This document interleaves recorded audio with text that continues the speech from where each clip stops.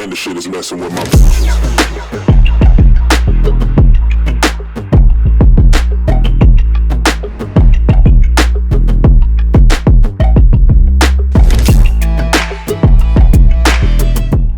Mabuhay everybody and welcome. Today is a special video because we're going to be talking about the Nammi. Specifically our 1,000, well, not 1,000 but 1,000 plus kilometer update and our 1 month update. It's our monthly with the Nammi. Yes, and so far, yes, as Pablo mentioned, we have driven over 1,000 kilometers. In a month. Majority was in my hands, and I think 800 kilometers of those was with me. I think Kelvin's a lot was also with 500 Kelvin, plus. 500 something. I think I've added like 200 or 300. Yeah, so sooner Pablo will be able to drive it much more. So, but now I think we can give like a sort of extensive-ish update for 1,000 kilometers. So let's start with you first, since you did most of the driving. What's your impressions? Like at 1,000 kilometers plus and at 1 month of ownership, what can you say about our little car? Okay, first and foremost, this is like, I think, the most extensive time I've ever had with an EV. So, in the 800 kilometers that I've driven it, a lot of it was city and highway. So, I went from QC to Alabang multiple times. I went to Makati. Every minor errands I would do with this car because I wanted to experience what it would feel like to drive. And so far, I actually have been quite smitten with the car. And it's a very cute car. The design is so cute. So it's pretty cool because when you drive it around, it's like you feel like there's a lot of attention. Yes, it gets so much people actually attention. look at the car, and because the design is quite unique. Yes, it's not really out there, but the color I think is a huge factor in why people look at the car. Yeah. And at the same time, I think it is its own original design. It's not trying to be something else. It's not trying to be other. And we get so many higher questions. ends. I mean, having had the car a few days, I get so many questions from people. Like even when we're together, like people ask us like, "Oh, what car is this?" Yeah. We have to explain. So there's a lot of it gets a lot of attention from a lot of people. But I think what's nice about the Nammi is we're able to explain it and people aren't turned off because it's affordable. It's got a good lot range. of specs. Has good range. Yeah, good range. So 430 kilometers, it's affordable, has good features and all of that. So at least I think, in my experience, I had it for like 4 days, 5 days. I agree with you. I was smitten by it because it's so easy to use in the city. So easy. It's so the easy. steering is so light. Even my mother was like, "Ang dali yung drive nito." It's easy to drive. It's easy to drive. It's so light. Yeah. The power, it's not powerful. But then again, since it's an EV, you have instant torque. So whenever you press the gas pedal, you have that torque. So, it's more than enough power for your day-to-day use. It's not something, I think the only time you would really look for more power is if you're out on the highway. But even so, like we did the drive from R33 and back. There were four of us. Yeah. We also had Stuff a lot in the of stuff in the car. It was And fine. I didn't feel like it was underpowered. Sure, as with most EVs, there's no top end, but that's to be expected. Yeah. It is a city car primarily, but on the highway though, I was surprised that it is quite stable. Yeah. No, I liked how it felt. Like when you're driving it, Yeah. you feel secure. No, and It doesn't feel. I like that despite it being unaffordable, I'm not gonna say cheap, unaffordable EV option, the NVH levels aren't bad. It's not bad. It's not bad. The sound inside when you're in the city, you don't hear everything. There is of course road noise. You expect that Yes. because it's still a budget-friendly I mean, EV. the EV tires, they're meant to have some sort of low rolling resistance. I Yeah. think it also adds to the noise because Yes. I think the compound is usually harder than regular passenger car tires. Overall, that's a factor. overall it's good. I think one of my main concerns with it would probably be obviously the ride. The three of us agree. Yes. The ride could be better. I think especially the rear. The front, I think it's no problem. Yeah. But I think the rear, there will be times wherein it would sort of rebound twice. Yes. Like especially during humps or some undulations. Yeah. You could see it like a while ago. Even if you're outside the car, then you see the car move through an undulation or bump. We'll get to that when we do Yeah. the driving impressions, which we'll do later. Yes. And then other things we have issues with are some ergonomic stuff. So we are not fans of having to turn on the headlights In the screen. Yeah, so and everything is scored to the screen. Yeah, everything is there, which we understand is like normal for most cars nowadays, but we're just not fans of it. We No. feel like it could have been done better. There's better ways. I'm pretty sure they could have executed it much better. But as far as tech goes, at least the tech is there. Yeah, the tech is there. The tech is there. You have ADAS, you have wireless charging, all of that. The ADAS works relatively well in most situations. Most situations. Except if it's very rainy, of course. Yeah. There will be some hiccups. But what's pretty cool is sometimes when the weather gets very strong, the rain today. gets like today. The rain a while ago was strong. In the dashboard, it would appear there that do you want turn on like rain mode, the safety mode thing, and it turns on. What does it do? It's never happened. It turns on the rear fog light, and as far as I'm concerned, it also manages the stability control much better. Oh. So not only that, I think know. your throttle response is also much smoother when you put it in. So the car, it does that automatically. Yes, it does that automatically. When it, well, you have the option. It will give. It will prompt you. It will pop up, and then you can say yes or no. See, those are safety features. Those are safety features. I have never seen that in any other car. It automatically just does it. Like, okay, would you want it to be turned on? You have the option, yes or no. If you don't want it turned on, press no. You want it? Yes. That's good. I think that's very, very good. How thoughtful. That is. Yeah, No, it's you don't very expect thoughtful for a that car to do actually. that. Yeah, that's not a very common feature. I've never seen even higher end cars. I've never seen one of those high end cars like tell you like, oh, it's raining hard, it's slippery. Yeah. Do I turn on safety mode? There's no nothing like that of the sort. With this, there is. Sorry for the noisy truck. Sorry. But so before we move on to the driving, is there anything else that you want to add? I think another thing that people should also notice with the car is the interior space is actually very good. Oh no, yeah. The interior space is very, very good. Although I have one issue, is that the second row is not 60/40 split. That's, I think, yes. You have to fold the whole row down. So you lose 2 seats technically. But then again, okay, fine. Compared to other cars in its segment, I'm not saying just EVs, but even ICE cars, I think most are not 60/40. Am I right? No, I think most are most. Well, okay. No, don't quote me on that. Well, for for the Jazz before, it was 60/40. Yeah. Not that I'm sure. I think it would. 60/40 is common now, so I just thought it would have been nice. It could have been nice because this is a new model. Also, a center armrest for the rear seats could have been better as well. I mean, the fact that they already have this much space, if you add those little touches, could have made the cabin a much more comfortable place for passengers. Yeah, but I think overall, on the 1,000 plus kilometers and 1 month of ownership, fit and finish is still good. Nothing's rattling, nothing's coming off. We haven't had to put back trim pieces inside. Everything's still where it's supposed to be. I think the quality of this car is very good. And we haven't been kind to the I've been driving it everywhere, and not just that.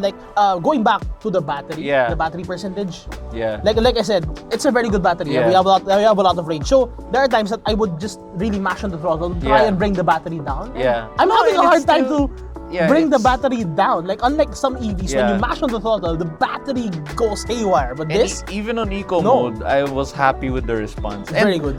Going back to how harsh it was, Kelvin was driving it through that whole week we just had of storms. Yeah. And he was able, he didn't He was able to cross purposely some- drive it through the flood. But there were minor floods. there were minor floods. But, it's you know, fine. it's fine. The car's it's okay. The battery's Safe? sealed. Yeah. No problems. He's charged the seat. He's charged the car multiple times after water wading it. And it's fine. The battery is okay. And I think one more thing we should bring up is, well, at least for the majority of the mileage where Kelvin and I drove, I drove mine with a wall box charger at home. Yes. Kelvin He's been using mall chargers, chargers, like me. Evro stations, SM parking. So we could give us sort of perspective on that. We're still gathering numbers. To be very honest with you guys, so Kelvin actually, he doesn't want to talk much because he's really the man behind the camera, but he's been our guy dealing with the specifics of the computation and all of that. We still have to talk about it internally because we're trying to figure out what the best way is to relate to you viewers about how much the actual cost. The actual cost and the actual savings. Whether the cost per kilometer or the cost of charging the vehicle up from this 0 percentage to 100. or whatever. Yeah, so we're gonna, the next update, we should have more concrete answers. Yes, we should have more concrete answers. But today we will just talk about what we feel so far, very experiential. Yes. And because of that, I think it's time to drive. Let's go on a drive and we'll explain more. Let's go. Okay, so now it's time to tell you a little bit about the driving impressions. Because we actually have never talked about the driving impressions. Yes, so this is the first time you're gonna see us do the driving impressions for this car, because the first video was the release, the intro of the car. Yeah. So now we're gonna go take it around. Okay, so I've been driving this car for a little bit over 800 kilometers. So I think in terms of driving impressions, I think I have the most experience of us three. Yeah, so far. So far.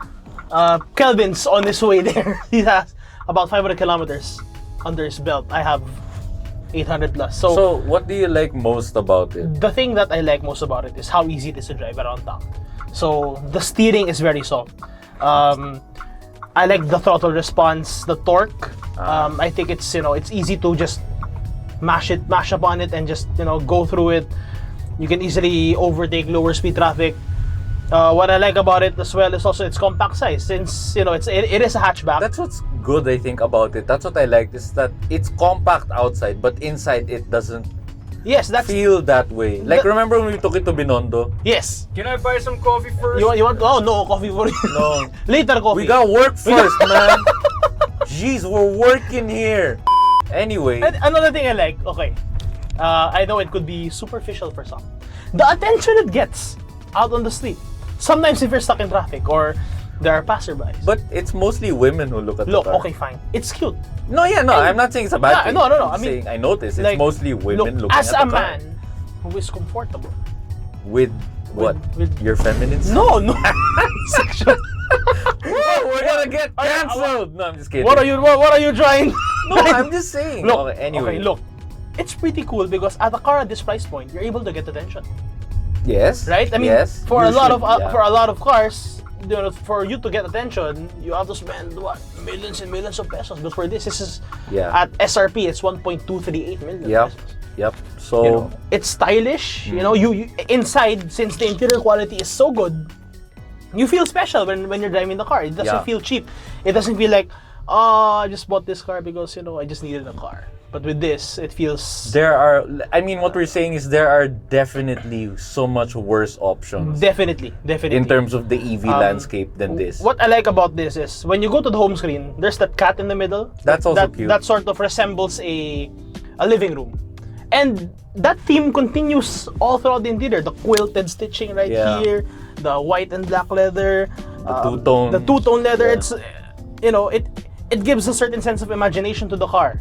And I think the designers did a good job on, helping to give you guys a sort of a good driving experience, and a car that's also somehow hip but elegant as well. Does that make sense? It somehow mixes them both. I understand what you're saying. I think we all agree that for the price, the Nammi is punching above its weight in terms of how it feels to be, driving it and riding it. Let's just put it this way. Aside from that interior, if you're after the range, it has range. 430 kilometers is not a joke. It's not, dude. I've been trying to gun the battery down when I had it with me. Yeah. And it was difficult to gun it down. I was trying to drive as inefficiently as possible. So it really is efficient. But the battery really is... No, and Kelvin has mentioned multiple times before we shot this video that he's traveled certain distances, but he's only consumed less kilometers. Like, he would go 4 or 5 kilometers, but he'd only consume 2 or 3 kilometers worth of range. So if you're talking about how efficient the battery of the Nammi is, then I think we've tested that it can be. If you drive it properly, a normal person. If you drive it properly, I think the accuracy of the range, I think it's 1:1 or 1:1, more or less. Yeah, more or less. I mean, there will be a plus minus always. Depends. It will always depend on your driving style. Yeah. But if you're driving it like a regular person, you're driving efficiently, it's easy to get the range that's stated. But it's really in your dashboard. Really, we just all agreed that the ride could really be so much better. Yes, the ride could have been much better. I think that could have been. I think that's one of the. It is quite a factor, right? For some people. No, it's a big factor if you think about it. But okay, fine. At the price point, I think we have no right to complain. You really can't complain. It's hard to complain about this car. I mean, honestly, I've been enjoying driving this car. I think we all have. And you know what I find really cool? When I'm driving it in lower speeds, there's this outside noise that the car is What, emitting. the whirring noise? Yeah, I like it. It sounds futuristic. But sometimes people would look at the car not because of how it looks, but because of the sound. They're like, is that a spaceship? That's what's No, the sound pretty that sounds cool. really cool. So if I'm in my village and I drive slowly, and then people are jogging or whatever, people will be like, I think, they would do a double Yeah. take just to see. but like overall, like what we can say is in terms of driving, it's fine. You know, it's not Yes. bad. But the great thing about it is that it's very livable. You can use it every day. The three of us have done it at some extent. You tried to use it as our main car, and we're proud of our choice. It's something that we're proud of that we did. I like it a lot. We bought the right car. And one more thing, the air conditioning system of Oh this my car God, yeah! is freezing cold, and I mean that in a good way. Like, So cold! Cold, as in, look, they know me. Kelvin and Pablo know me as the guy that always lowers the temperature whenever us three are in the car. Because I'm a polar bear. These two are, well, not a polar we're bear. not. They are, how do I say We're this? normal people. No, not normal. I'm the normal people, okay? But But anyway, look, usually I go for 20 degrees, 21. me and Calvin go for 23, 24. Yes. Sometimes 25. This one, I can see at 23 because it's freezing cold. Yeah. There was even a point when I had the car. You know what? At 23, I was still freezing. And Bumped to the 24. before we forget, I think the last thing we need to talk about also is that the screens, the brightness. Okay. That we think is a vital issue because it affects your visibility at night. The way I see it is, I think Dongfeng should be able to give an update or an over-the-air update, which is normal nowadays. To give it a sort of night mode. Because, okay, while the screens are good during the daytime, at night, it somehow blinds you. Yes. It could be quite an issue What- for a lot of people. What we've had to do is Kelvin actually bought tint, and he put tint on the screen to help us with that because we're not exaggerating. I mean, It's very bright. So when it's dark out, the light from the screen just blinds you. It just blinds you up there. yeah, and So it makes it like hard. You know, it blinds you. It reflects against you. So that's another issue is the aircon is so cold sometimes that what do you call that? Is that condensation when it fogs up the? yes, it fogs up. Yeah, it also fogs up the windshield. So we're still trying the lower part, at least where the vents are in the dashboard. So that's another thing we have to figure out in the future how to deal with that. But small things. I think the biggest issue is the ride and the screen.